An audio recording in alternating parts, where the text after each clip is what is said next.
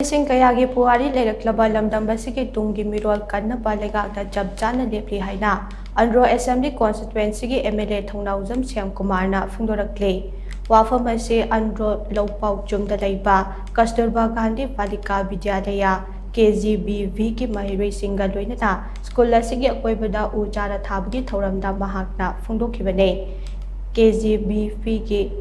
mahiroi singna semba u chara sing thabgi thauram aduga mari leinana MLA Shyamkumar na hai Manipur ki hojik oiriba tangdu leitadabagi fibam asina mahiroi singi pukning bakhalda chaitheng kaya marom pidaba nate asigumba charangnaba kaya asidagi ngaihak wakhal nungainabagi pandamda awareness piba oida ngasigi thauram ase pangthokpane amaromda hojik thokliba irang asi lengakna aranba thabak khara tawrubadagi thorakhiba nate maram aduna irang asiga mari leinana miyamna lengakta maral thangjitbagi thabak ase makhatana tawrugumse Chahi lishing kaya leiraklaba Lamdam Asigi puwari ngak senduna thamba amade Manipur ki integrity kaihandaba haiba wakhalon asida lengakna Chap Chana Lepli masida sunatana miyam gi damak mangthana thabak tawriba CSO Mairapai Bilop Singh amade Arambai Tengol gi Tengoloi Singh na honariba punamakso tungi Meerol ki damaktane amatoina honariba asida aikoi masal punabagi mahut apunbagi pangal sagatminaduna punna lepin asi haina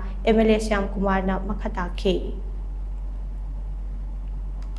Pali government da koina maran chief sibasu yaroi kaigana habda sarkar sina aramam tawraga koi ujil laiba lanchi horpuna te kana ma group amana sanghalaga koi leipak sida makoi gi separate lane piu talakpa amakhala mane aduna koi sarkar sina sapsan thengnari aduga Manipur ki tongan ba civil society koi arambai adagi leiba civil society ima mane pabi loop adagi tongan ba civil society mayamna koi samanana koi maranga si koi ima leipak ki damakta koi lanthengnari kana gi no tungi birong gi damak kadi gi no sahi lishing ke adagi paipusna nga thambinamba koi gi ima leipak asigi damak aduna koi masi kafum thokte aduna hoji parliament session da honorable prime minister na honorable si union government na koi chapchaba phire ama soinba ke koi lor kan habi thajaba lai union government na su phajana koi tawri state government phajana hondari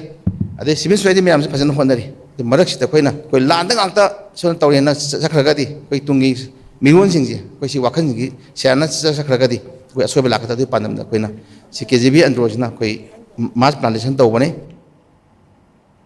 Thauramadu mari leinana MLA Shyamkumar na makhatana hai Andro da hangliba KGBV ase Prime Minister School for Rising India PMSHRI scheme ki makhada Mathangi academic session dagi higher secondary da onkhatnagane lengaki niyom gi matung inna KGBV da class 5 ki makhada naiba mahiroi sing tamba yabagi khudong chaba leitrabaso MLA local area development fund na pre-nursery dagi class 4 fawagi mahiroi signa mahimasen tambalagani haina mahakna makhatakhe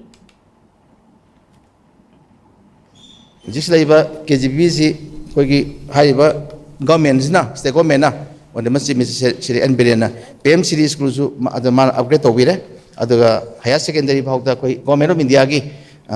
KGB me amse loim secondary upgrade tawre adu mathang chegi de koi higher secondary gi is free that like tam gi phangani aduga lairiba class 5 folks de sidagi tamba hore adu makhata ba sidi koina angang nupi macha singji like tam ji leitaba orphan adagi seminon fatraba tamanga moidaba mayam do adugi damakta koina mathang chegi de koina class pre-nursery to class 5 foxy MLA fundagi tawrakanda koina sarkarna free ama lotri phawdi MLA fundi tawrakanda free education pre-nursery to class 5 phawdi koi hapagni haidna ai medagi appeal tawse